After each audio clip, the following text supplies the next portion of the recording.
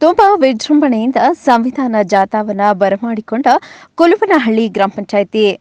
Doctor B R Ambedkar ಅವರು ಬರೆದಿರುವ ಸಂವಿಧಾನ ಜಾಗೃತಿ ಜಾಥಾ ಪಂಚಾಯಿತಿಗೆ ಮಾತ್ರವಲ್ಲ, ಗ್ರಾಮಗಳಿಗೂ ಹೋಗಬೇಕು.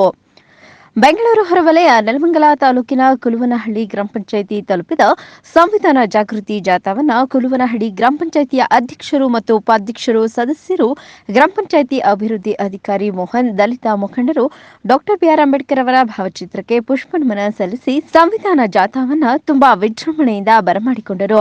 ಕುಲುವನಹಳ್ಳಿ ಮುಖ್ಯ ರಸ್ತೆಯಲ್ಲಿ ಕುಲುವನಹಳ್ಳಿ ಗ್ರಾಮ ಪಂಚಾಯಿತಿಯ ಅಧ್ಯಕ್ಷರು, ಉಪಾಧ್ಯಕ್ಷರು, ಪಂಚಾಯಿತಿ ಸಿಬ್ಬಂದಿಗಳು ಹಾಗೂ ದಲಿತ ಮುಖಂಡರು, ಗ್ರಾಮಸ್ಥರು ಪಾದಯಾತ್ರೆಯ ಮೂಲಕ ಮತ್ತು ಪೂರ್ಣಕುಂಭ, ದೇವರ ಕುಣಿತ, ತಮಟೆ ವಾದ್ಯ ಸೇರಿದಂತೆ ನಾನಾ ಕಲಾ ತಂಡಗಳಿಂದ ಗ್ರಾಮಸ್ಥರಿಗೆ ಸಂವಿಧಾನ ಜಾಗೃತಿಯನ್ನು ಮೂಡಿಸಿದರು. ನಂತರ ಸಮನ್ವಯ ಅಧಿಕಾರಿ ಸುಚಿತ್ರ ಸಂವಿಧಾನದ ಪೀಠಿಕೆಯನ್ನ ಬೋಧಿಸಿದರು. ಕುಲುವನಹಳ್ಳಿ ಗ್ರಾಮ ಪಂಚಾಯಿತಿ ವತಿಯಿಂದ ಸ್ಪರ್ಧೆಯಲ್ಲಿ ವಿಜೇತರಾದ ಮಕ್ಕಳಿಗೆ ಬಹುಮಾನ ವಿತರಿಸಲಾಯಿತು.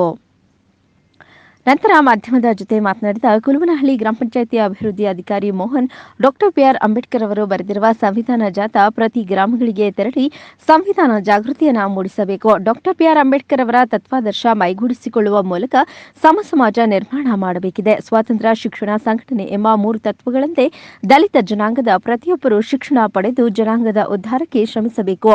ಯಾವುದೇ ಜಾತಿಯವರಾದರೂ ಶಿಕ್ಷಣಕ್ಕೆ ಪ್ರಾಮುಖ್ಯತೆಯನ್ನ ನೀಡಬೇಕೆಂಬ ಆಶಯದೊಂದಿಗೆ ಪ್ರಪಂಚದಲ್ಲಿಯೇ ಅತ್ಯುನ್ನತ ಲಿಖಿತ ಸಂವಿಧಾನ ನೀಡಿದ ಶ್ರೇಯಸ್ಸು ಅಂಬೇಡ್ಕರ್ ಅವರಿಗೆ ಸಲ್ಲುತ್ತದೆ ಎಂದು ಸಂತಸ ವ್ಯಕ್ತಪಡಿಸಿದರು.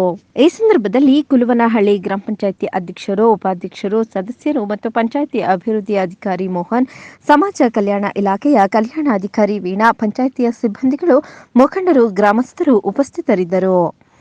ಮೊಹಮ್ಮದ್ ಅಲೀಂ, ಚಾಮುಂಡಿ ನ್ಯೂಸ್, ನೆಲಮಂಗಲ.